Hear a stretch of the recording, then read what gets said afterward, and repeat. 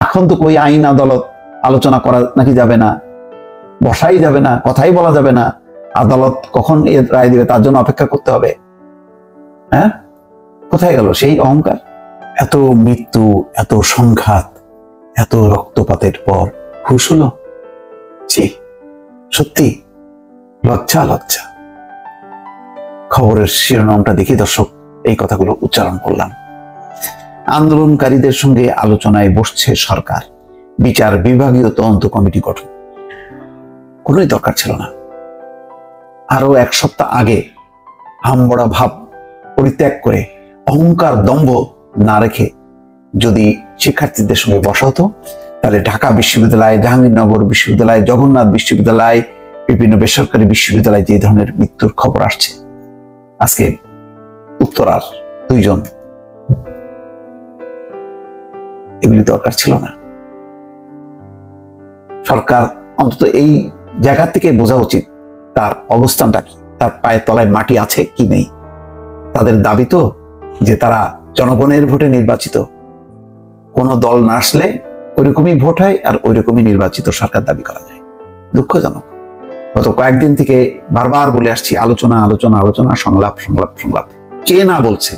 সেই চিত্রনায়ক সাকিব খান থেকে শুরু করে ওইদিকে আমাদের লিটন দাস, তামিম ইকবাল, মুশফিক, তারপরে আনিসুল হক, তারপরে মোস্তফা সরোয়ার ফারুকি, কে না বলছে?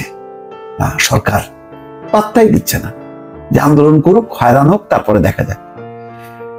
শেষ পর্যন্ত আজকে আনিসুল হক বুঝতে পারছে যে পরিস্থিতি নিয়ন্ত্রণের বাইরে, আর পোলাতে পারছে না, আর পোলাতে পারছে না। পুলিশ, আইন শৃঙ্খলা বাহিনী সমস্ত শক্তি দিয়েও দমানো যাচ্ছে না জনতাকে। আজকে তারপরে আইনমন্ত্রী এখন ঘোষণা দিচ্ছেন, তার শিরোনামটা দর্শক বললাম। কোটা সংস্কারের দাবিতে আন্দোলনরত শিক্ষার্থীদের সঙ্গে আলোচনায় বসছে সরকার। আইনমন্ত্রী আনিসুল হক বৃহস্পতিবার প্রথম আলোকে বলেন, এই আলোচনার জন্য 2 জন মন্ত্রীকে দায়িত্ব দেওয়া হয়েছে। আইনমন্ত্রী আজ বেলা 2টার দিকে বলেন, আন্দোলনরত শিক্ষার্থীরা যখনই আলোচনায় বসতে রাজি হবেন তখনই আলোচনা হবে। তিনি বলেন, তাকে ও শিক্ষামন্ত্রী মহিবুল হাসান চৌধুরীকে শিক্ষার্থীদের সঙ্গে আলোচনার দায়িত্ব দেওয়া হয়েছে। আরে ভাই রে, তারা যখনই আলোচনায় বসতে রাজি হবে তাদেরকে ডাকান, প্রস্তাব দেন, বলেন সরি, আসেন আলোচনা করি। মানে এখনো ভাব রাখতেছে যে অন্যায় বিনয় করে যে স্যার আমাদের যদি একটু সুযোগ দিতেন। মানে গর্ব, অহংকার। হ্যাঁ, একটা যদি 14, 18, 24-এ ঠিক নির্বাচন হতো তাহলে বোঝা যেত সেই নির্বাচনে জয়ী হয়ে অহংকার করা যায়। পায়ের তলায় মাটি নাই, কি বলবো?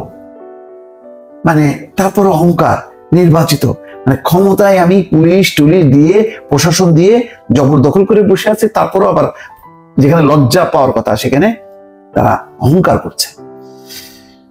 শিক্ষামন্ত্রী জানান, আজ বিকেলেই বৈঠকটি হতে পারে। গুড, আমরা তো এটাই চাই।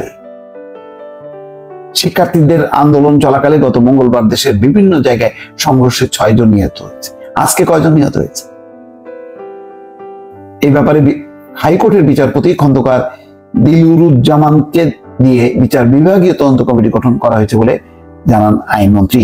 অন্যদিকে কোটা নিয়ে আপিল বিভাগে 7ই আগস্ট শুনানির দিন নির্ধারিত আছে। শুনানির সময় এগিয়ে আনার জন্য আগামীকাল আদালতে সরকারের পক্ষ থেকে আবেদন করবে আইনমন্ত্রী। হাই আদালত, শেষ।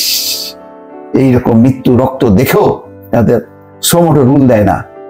তার মানে হচ্ছে সরকারের নির্দেশনায় যে আদালত, এটা আরো পরিষ্কার এবং এটা প্রলম্বিত করলো যাতে মনে হয়ে যায় না এরা আর অত কি শক্তি আছে, আর ছাত্রলীগ নামলে তো মানে পালাবে।